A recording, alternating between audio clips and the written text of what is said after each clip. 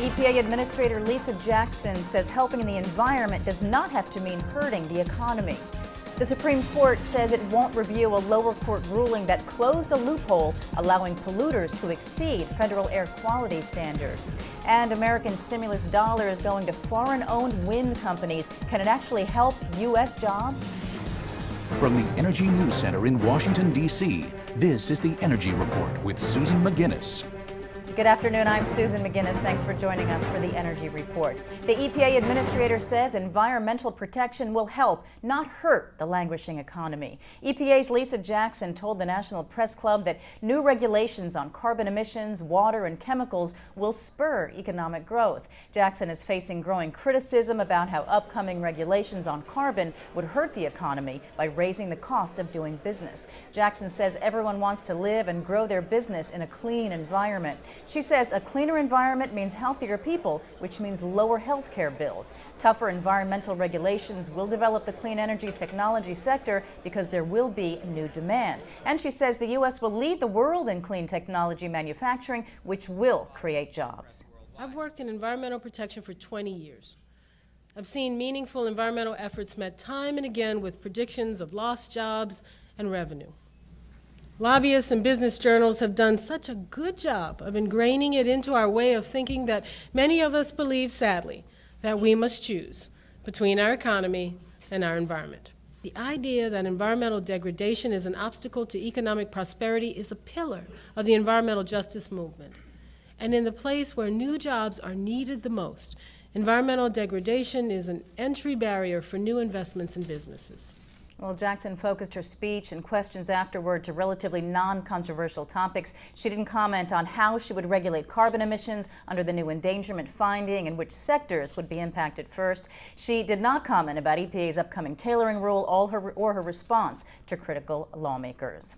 The Supreme Court has let stand a lower court ruling that environmentalists say closed a loophole allowing major industrial polluters to exceed federal air quality standards. The court declined to review a 2008 decision by the U.S. Court of Appeals for the D.C. Circuit that prohibited EPA from suspending normal emission standards in times of startups, shutdowns, or malfunctions. The American Chemistry Council and other major industry groups appealed the ruling. Environmental groups, including Earth Justice and the Sierra Club, argued that EPA practice created a loophole that allowed industrial facilities to evade federal standards by applying it during normal operations.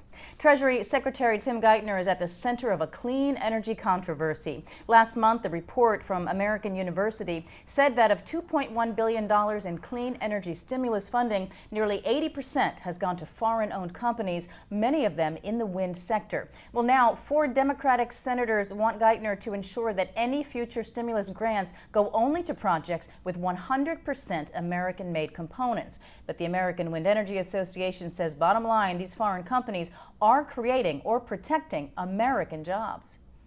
The Recovery Act is required to go to only U.S. projects, and the author of the AU study that's had many stories written about it acknowledged that on CNBC the other day. He said, yes, it's true, all of the projects are here in the U.S., employing U.S. workers. My primary complaint is how much support do these wind energy companies ultimately need to be viable on the free market? Every year we hear, just extend our tax credits, just extend our taxpayer giveaways another 5 years, another 10 years, because we need to get solid market footing. Well, they've been saying that for decades.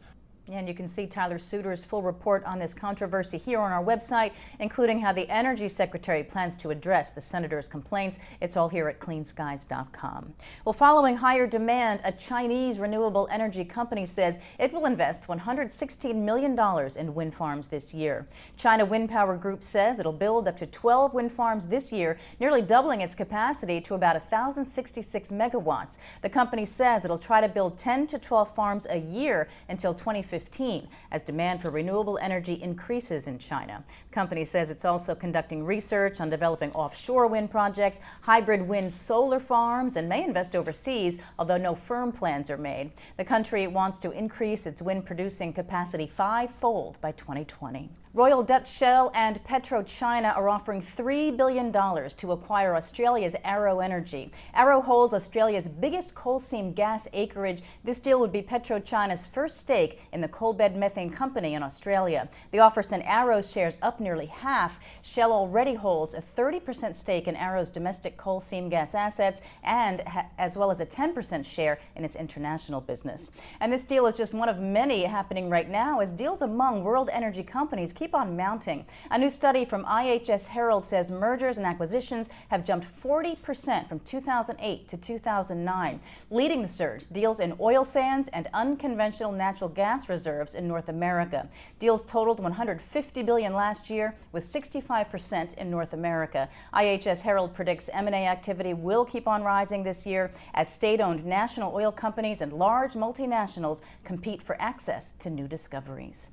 Let's take a look now at some energy goings-on around the Beltway tomorrow. 9:30 a.m., the Senate Appropriations Subcommittee on the Interior, Environment, and Related Agencies has a hearing. That's to discuss the Interior Department's 2011 budget. It's in Dirksen.